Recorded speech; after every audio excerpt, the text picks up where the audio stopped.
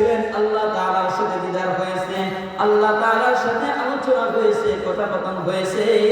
আমার আপনার নবী সেখানে যাইয়া উম্মতকে বলে নাই, বলেন সুবহানাল্লাহ। এ মুসলমান আল্লাহর গোলাম, আমার আপনার নবী বিভিন্ন কথা আলোচনা করছিল। আল্লাহ তাআলাকে বললেন, ও রব্বে কারীম, ও আল্লাহ, আপনি তো আমার সাথে সাক্ষাৎ করলেন, আপনার সাথে অনেক কথাই আমার হয়ে গেল, আলোচনা হয়ে গেল। ও রব্বে কারীম, আমি তো আমার উম্মতকে বলি নাই, আমার উম্মতের জন্য আপনি কি দিবেন? ও মুসলমান বাবাজি আমার, আল্লাহ রাব্বুল আলামিন ডাকতেন, ও হাবিব, ও আমার দোস্ত, আপনি টেনশন করবেন না, চিন্তা করবেন না। আপনার সাথে তো আমি তো আপনাকে মেহমান বানাইয়া আমার বাড়িতে নিয়ে এসেছি, আর আপনার উম্মতের জন্য হাদিয়া, এমন একটা হাদিয়া আপনাকে দিচ্ছি। ও হাবিব, ও আমার দোস্ত, শুনেন শুনেন, আপনার উম্মত যখন নামাজের মধ্যে দাঁড়িয়ে যাবে, আমি রব আপনার উম্মতের সামনে দাঁড়িয়ে যাই, বলেন সুবহানাল্লাহ। লা ইলাহা ইল্লাল্লাহ, লা ইলাহা, লা ইলাহা ইল্লাল্লাহ, লা ইলাহা, লা ইলাহা ইল্লাল্লাহ, লা ইলাহা ইল্লাল্লাহ। হাতে করে হাতের কাম, পায়ে করে পায়ের কাম, অন্তরে রাখিও সদা, অন্তরে রাখিও সদা, মাওলা পাকের জাতি নাম, লা ইলাহা, লা ইলাহা ইল্লাল্লাহ, লা ইলাহা, লা ইলাহা ইল্লাল্লাহ, মুহাম্মাদুর রাসূলুল্লাহ সাল্লাল্লাহু আলাইহি ওয়াসাল্লাম। তাহলে আল্লাহ রাব্বুল আলামিন বললেন, তো আমার হাবিব, ও আমার দোস্ত, আপনার উম্মতদেরকে বলে দিন, আপনার উম্মত যেন আপনাকে মহব্বত করে, আপনাকে অনুসরণ করে। আর নবীকে যদি মহব্বত করতে চাই, ভালোবাসতে চাই, নবীর আদর্শ, নবীর সুন্নত আমাকে ধরতে হবে। আর নবীর সুন্নত যখন ধরতে যাব, সর্বপ্রথম সবচেয়ে উত্তম সুন্নত হলো নামাজ, বলেন সুবহানাল্লাহ। জামাতে নামাজ আদায় করা উত্তম সুন্নত। আর এই নামাজের জন্য আমার আপনার নবী বলতেছিলাম, আয়েশা রাদিয়াল্লাহু তাআলা আনহার সাথে বসে আছেন, এমন একটা সময় যখন ওফাতের সময় রাসূল সাল্লাল্লাহু আলাইহি সাল্লাম দুনিয়া থেকে বিদায় নিয়ে চলে যাবেন, রাসূল সাল্লাল্লাহু আলাইহি সাল্লাম আয়েশাকে ডাক দেন, আয়েশা রে, আমাকে একটু মাথাটা একটু উঁচা করো, আমার মাথাটা একটু উঁচা করে ধরো, আমি দেখতে চাই, এখন তো নামাজের সময়।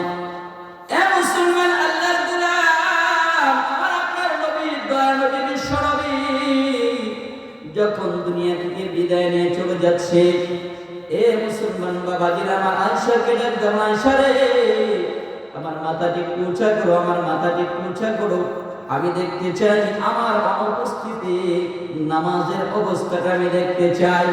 এ মুসলমান, আবু বকর সিদ্দিক রাদিয়াল্লাহু তাআলা ইমামতিতে নামাজে দাঁড়িয়ে গেছে, মসজিদের ভিতরে নামাজের কাতার দাঁড়িয়ে গেছে। হুজুর সাল্লাল্লাহু আলাইহি ওয়াসাল্লাম যখন দেখতে পেলেন নামাজের কাতার দাঁড়িয়ে গেছে, এ মুসলমান আল্লাহর গোলাম, হুজুর সাল্লাল্লাহু আলাইহি ওয়াসাল্লাম নামাজের দৃশ্য দেখে চোখ দিয়ে ঝরঝর করে পানি পড়তেছে। আয়েশা রাদিয়াল্লাহু তাআলা ডাক দেন, ইয়া রাসূলুল্লাহ, ইয়া হাবিবাল্লাহ, আমি বুঝলাম না আপনি নামাজের কাতার দেখিয়ে কেন আপনি চোখ দিয়ে পানি পড়ে, নামাজের দৃশ্য দেখে আপনি কেন কান্না করেন। হে মুসলমান আল্লাহর গোলাম, আজকে আমরা নামাজের ধারের কাছে নাই, অথচ আপনার দয়ার নবী, মায়া নবী এই নামাজকে প্রতিষ্ঠা করতে যাইয়া কত কষ্টই না করেছে। হে মুসলমান আল্লাহর গোলাম, আয়েশাকে ডাক দাও, আয়েশা রে, তুমি জানো না এই দেখে আমার কতটা আনন্দ হচ্ছে, কতটা আমি শান্তি পাচ্ছি। ও আয়েশা শুনো, এই যে চোখের পানি পড়তেছে, এই চোখের পানিটা আমার দুঃখের দিনের পানি না। ও আয়েশা শুনো, এটা আমার চোখের পানি হলো সুখের চোখের পানি, আমার আনন্দের অশ্রু। ও আয়েশা শুনো, আমি আনন্দের চোখে আমার চোখ দিয়ে পানি বের হয়ে গেছে। আয়েশা ডাকলেন, ইয়া রাসূলুল্লাহ, ইয়া হাবিবাল্লাহ, বুঝলাম না। হুজুর সাল্লাল্লাহু আলাইহি ওয়াসাল্লাম ডাকলেন, আয়েশা শুনো, আমার জিন্দেগির ভিতরে কত কষ্ট আমি এই নামাজের জন্য করেছি, এই নামাজের কাতারের জন্য আমি কত কষ্ট করেছি। শুধু তাই নয় আয়েশা শুনো, আমি আরো চিন্তা করতেছি, আমি তো এখন দুনিয়া থেকে বিদায় নিয়ে চলে যাব। আমি এখন দুনিয়া থেকে বিদায় নিয়ে চলে যাব, আমার রব আল্লাহর কাছে আমি যাব। আমি বলার পরে যখন আমাকে কবরের মধ্যে রাখা হবে, আমার আল্লাহ যদি আমাকে প্রশ্ন করে, ও দোস্ত, ও আমার হাবিব, আপনি তো দুনিয়া থেকে বিদায় নিয়ে চলে এসেছেন, আমি আপনাকে প্রশ্ন করতে চাই, আপনার উম্মত গুলার কি হালত দেখে এসেছেন? আপনার উম্মতের কি অবস্থা আপনি দেখে এসেছেন? আপনার উম্মত কোন অবস্থায় রেখে এসেছেন? ও আয়েশা শুনো, আমি আমার আল্লাহর প্রশ্নের উত্তর দিতে পারবো, আমার রবের উত্তর আমি দিতে পারবো। আল্লাহ, আমি আমার উম্মতদেরকে, আমার সাহাবাদেরকে আমি নামাজের কাতারে রেখে এসেছি। বলেন সুবহানাল্লাহ।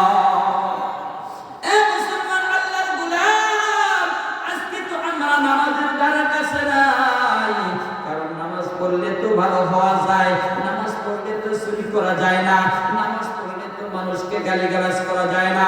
প্রকৃত একজন নামাজি কখনো মানুষকে গালিগালাজ করতে পারে না, প্রকৃত একজন নামাজি কখনো মানুষকে ঠকাইতে পারে না, প্রকৃত একজন নামাজি কখনো ঘুষ খাইতে পারে না, প্রকৃত একজন নামাজি কখনো সুদ খাইতে পারে না, প্রকৃত একজন নামাজি কখনো মানুষের জমি দখল করতে পারে না, প্রকৃত একজন নামাজি কখনো মারামারি করতে পারে না।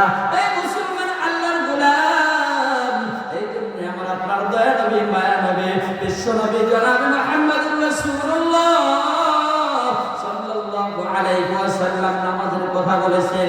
আর উত্তম ইবাদত হলো নামাজ। হে মুসলমান বাবাজিরা রে, এই জন্য মৃত্যুর পরে রাসূল আমার দয়া নবী, মায়া নবী, বিশ্ব নবী জনাব মুহাম্মদুর রাসূলুল্লাহ সাল্লাল্লাহু আলাইহি ওয়াসাল্লাম এই জন্যই বলেছে, আউয়ালু মা ইউহাসাবু বিহিল আবদু ইয়াওমাল কিয়ামাতিস সালাহ। মৃত্যুর পরে কবরের জগতে হে মুসলমান বাবাজিরা আমার, প্রথম হিসাব হবে নামাজের।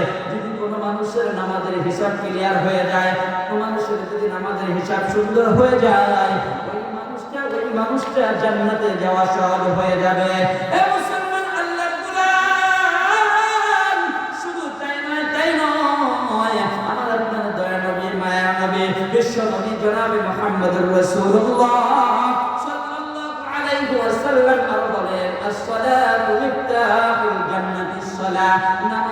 নামাজ হলো জান্নাতের চাবি, নামাজ হলো বেহেশতের চাবি। হে মুসলমান আল্লাহর গোলাম, দুনিয়ার নিজামের ভিতরে, দুনিয়ার সিস্টেমের ভিতরে কোনো মানুষ চাবি ছাড়া তারা করতে পারে না। এই মুসলমান, একজন মানুষ দুনিয়ার মধ্যে যতই ভালো মানুষ হোক না কেন, ওই মানুষের জিন্দেগির ভিতরে যদি নামাজের ইবাদত না থাকে, নামাজের আমল যদি না থাকে, ওই মানুষটা জান্নাতে যাইতে পারবে না। কথা ঠিক না ঠিক? লা ইলাহা ইল্লাল্লাহ, লা ইলাহা, লা ইলাহা ইল্লাল্লাহ, লা ইলাহা, লা ইলাহা ইল্লাল্লাহু মুহাম্মাদুর